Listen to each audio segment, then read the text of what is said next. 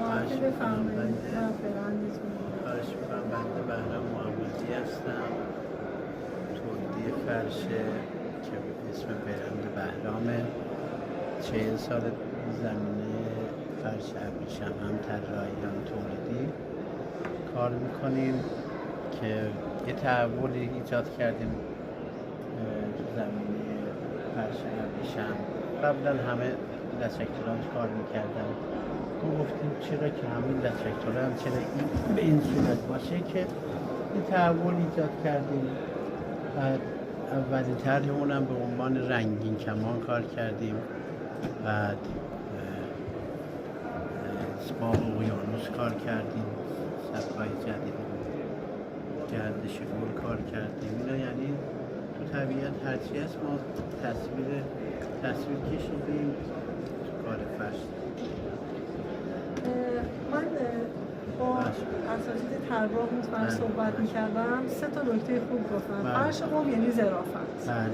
و دوم نکتهشون این بودش که خب فرش قم متریالش ابریشمه و طرحش باید پردخش باشه.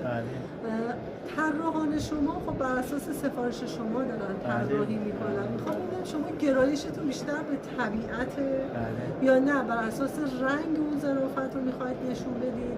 آیا شما با اون دیزاینر و حالا کسی که طراح داخلی حالا خونه های مدرن الان هست سفارش میگیرید یا نه فرش رو تولید میکنید و منتظرید که مخاطب از بیرون؟ نه، ما با فکر خودمون کار کردیم، نه کسی به ما گفته نه کسی اما این شکلی خواسته. خودمون با علاقه‌ای که به طبیعت داریم یا همین این طرحمون شبی در کیهان، اسم طرحمون شبی در کیهان، ستاره ها سیاره ها اینا رو کار کردیم.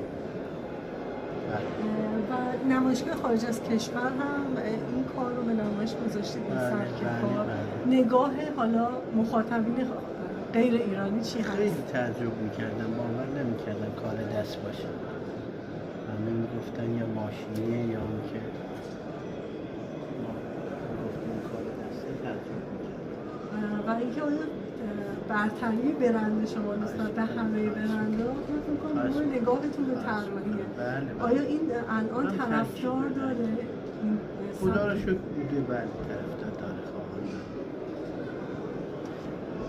همین اگر نظری دارید و به نگاه شما آینده فرش رو به مدرن تر شدن، جدید تر شدن میره یا اینکه نه همچنان اون سنت قوی هست و دیگه فرش